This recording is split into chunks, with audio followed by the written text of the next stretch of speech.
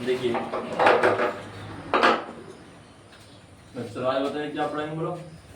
Electrochemistry में Daniel cell बता दिए थे, बताए थे डैनियल सेल पर बस हो गया था, डैनियल सेल पर बस हो गया था। देखिए तो ये गैल्वेनिक सेल बता रहे थे, इसमें इलेक्ट्रोड पोटेंशियल जैसे लिखा देते हैं। हाँ तो से इलेक्ट्रोमोटिव फोर्स ये भी हो गया था, से इलेक्ट्रोमोटिव फोर्स। चलो थोड़ा सा रिप्रेजेंटेशन देख लेते हैं, फिर इसके बाद जाएंगे मेजरमेंट पर। हाँ मैंने देखिए आखिर सेल का रिप्रेजेंटेशन कैसे किया जाता है। हाँ तो समय कि गैल्वेनिक सेल का रिप्रेजेंटेशन कैसे किया जाता है, तो पहले इस बात को समझोगे गैल्वेनिक सेल का रिप्रेजेंटेशन कैसे किया जाता है, कैसे किया जाता है यहाँ पर ध्यान से समझना है। देख लीजिए रिप्रेजेंटेशन ऑफ गैल्वेनिक सेल, हम दूसरा मार्कर में ही डाल दिया। रिप्रेजेंटेशन ऑफ रिप्रेजेंटेशन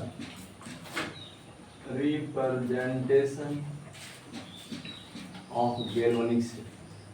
देखिए गैल्वेनिक सेल का रिप्रेजेंटेशन कैसे किया जाता है, पहले यह बात को समझना है। हाँ कि जो हम लोग पोटेंशियल जो होता है सब का ईएमएफ होता है, इलेक्ट्रॉन पोटेंशियल, ये सब पिछला वीडियो में ही बस किए थे। हाँ तो देख लीजिए।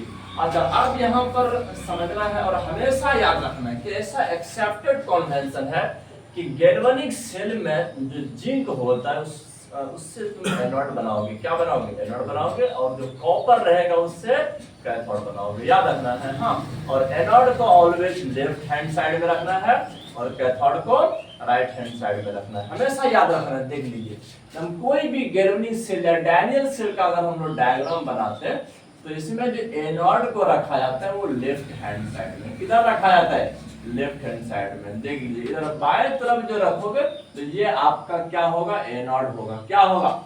एनोड होगा। और जो राइट हैंड साइड के तरफ में रखो, अगर तुम राइट हैंड साइड के तरफ में रखोगे तो इस साइड में जनरली रखा जाता है, तुम नहीं भी रख सकते हो, लेकिन क्या कहते हैं इस आईपीसी के खिलाफ काम कर रहे हो तो समझ नहीं। देख लीजिए हाँ तो अब इधर जो रखा जाता है वो कैथोड रखा जाता है। देखिए एक जनरली एक्सेप्टेड कन्वेंशन है कि राइट साइड में कैथोड को रखा जाता है और लेफ्ट हैंड साइड में एनोड को रखा जाता है। हाँ इन सब बात को समझना है। और डैनियल सेल में एनोड से क्या बना रहे थे? अब ये जिंक इलेक्ट्रोड को हम लोग एनोड बना रहे थे कि, और जो कॉपर इलेक्ट्रोड होता था उससे हम लोग क्या बना रहे थे? कैथोड बना रहे थे। हाँ समझना है। देख लीजिए और जो सेल इलेक्ट्रोमोटिव फोर्स का भी डेफिनेशन लिखा देते।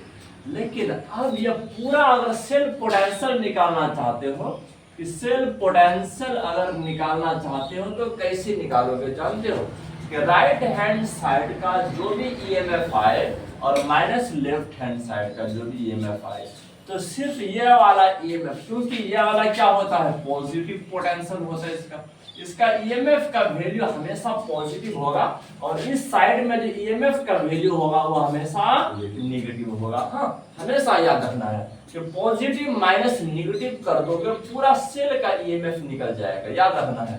देख लीजिए अगर तुम सेल का ईएमएफ निकालना चाहते हो, अगर तुम सेल का ईएमएफ निकालना चाहते हो तो राइट हैंड साइड में जो भी रहे, राइट हैंड साइड में जो भी इलेक्ट्रोड तुम यूज कर रहे हो उसका ईएमएफ और माइनस लेफ्ट हैंड साइड में जो भी यूज कर रहे हो उसका ईएमएफ कर देना है। हाँ बिल्कुल याद रखना है। इस तरह से तुम लोग को क्या निकल जाएगा? पूरा सेल का ईएमएफ निकल जाएगा, पूरा सेल का ईएमएफ निकल जाएगा, याद रखना है। बोलोगे सर इसमें तो देख एनोड के ऊपर क्या है? एनोड के फॉर्म में जिंक को लिया गया है और कैथोड के फॉर्म में कॉपर को लिया गया है, तो उस टर्म में लिख दीजिए, बिल्कुल टेंशन नहीं बच्चों। देख लीजिए समझ ईएमएफ ऑफ द सेल बराबर यहाँ पर राइट हैंड साइड में किसको यूज किए हो? आप कॉपर को यूज किए हो, तो क्योंकि कॉपर को यूज किए हो देख लीजिए तो यहाँ पर ऐसे भी लिख सकते हो, ऐसे भी लिख सकते हो। तो माइनस लेफ्ट हैंड साइड में किसको यूज किए हो? जिंक को यूज किए। तो इस तरह से भी तुम लिख सकते हो।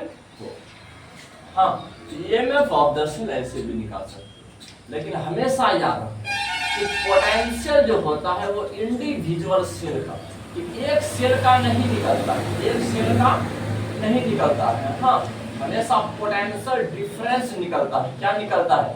Potential difference. बोलोगे सर दूसरा सेल है ही नहीं। अरे दूसरा सेल तो एज्यूम कर सकते हो 1 वाला। हाँ तो समझना है, तुम याद करो कि वहां पर हम लोग इलेक्ट्रोस्टैटिक चैप्टर में जो फिजिक्स में पढ़ा रहे थे उसमें पोटेंशियल डिफरेंस कैसे निकालते थे। ये हम लोग क्या कहते हैं, पर इन्फिनिटी पर मान लेते थे कि दूसरा चार्ज इन्फिनिटी पर है ना रे। तो इस तरह से हम लोग पोटेंशियल डिफरेंस निकालते थे। हाँ तो यहाँ पर भी समय 2 सेल होना जरूरी है। इसमें अगर एक ही सेल का अगर निकालना रहे तो दूसरा सेल के लिए भी एक स्पेशल इलेक्ट्रोड चलता है जिसको कहते हैं स्टैंडर्ड हाइड्रोजन इलेक्ट्रोड। उस पर भी बात करेंगे, जिसका कंसंट्रेशन 1 होता है, प्रेशर 1 होता है और पोटेंशियल 0 होता है। पोटेंशियल क्या होता है, 0 होता है। उस स्टैंडर्ड हाइड्रोजन इलेक्ट्रोड के बारे में भी बताएंगे। बिल्कुल सिर्फ बने रहो तो समझने की कोशिश करो। बोलोगे सर आप डैनियल सेल का जो स्टार्ट किए थे उस जमाने में 1.1 वोल्ट लिखे थे, वो कौन सा पोटेंशियल था जानते हो? यही डिफरेंस था, यही डिफरेंस था। कितना? 1.1 वोल्ट होता है डैनियल सेल का पोटेंशियल। कितना होता है?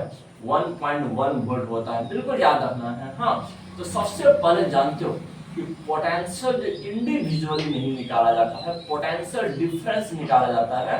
कि डिफरेंस के रूप में दूसरा वाला जो इलेक्ट्रोड हम लोग यूज करते हैं वो स्टैंडर्ड हाइड्रोजन इलेक्ट्रोड, पर उसके बारे में बता देते हैं यानी स्पेशल ढंग से, क्योंकि बहुत बार एग्जाम में आ जाता है। हाँ तो सुनो, पहले स्टैंडर्ड हाइड्रोजन इलेक्ट्रोड को समझेंगे, फिर उसके बाद दूसरा वाला बात बताएंगे।